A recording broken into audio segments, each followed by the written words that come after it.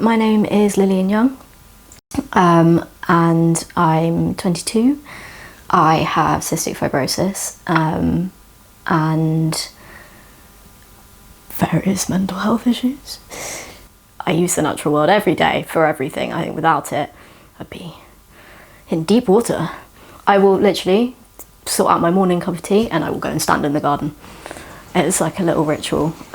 Even if it's raining, I'll just sit in the open door and look out. And without that, I don't know, it's one of those things that you don't notice until it's gone, how important it is for just daily life.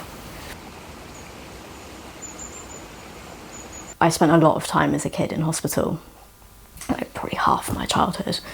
And we would always try and make time if I could get outside, and like the nurses would help as well and be a bit like, you probably shouldn't go outside, but you'll be fine, you'll be fine. And we'd go up, so I think it's called Cabot Park.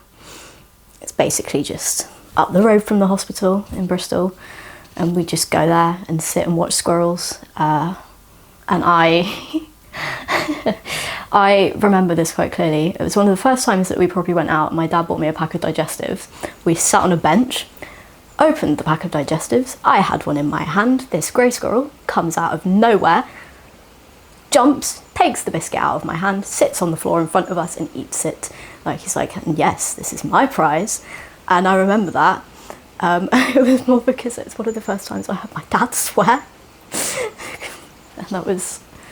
And I still remember that to this day. Every single time I'm in that park, I'm just like, do you remember when the squirrel took my biscuit?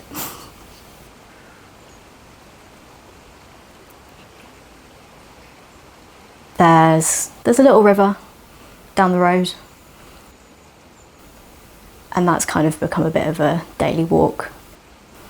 You just follow the path, get into the woods, sit by the river for a bit, and it's just so peaceful.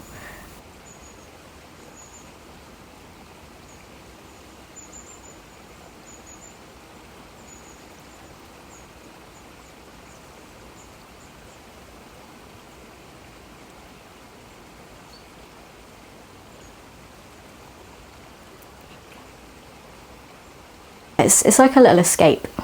I think without that, it's like last year I was in student accommodation and I just felt so closed in and lonely and awful, and it's because I didn't have my little daily walk. And I remember calling my mum about it, and I was like, I need to find a walk. Can you look on Google Maps with me and try and find something? I'm struggling. And it was just awful, and it's kind of isolating in such a weird way, just not being able to go outside. And then found the river, and it's just like become a little ritual, try and get out there once a day at least. And it does so much.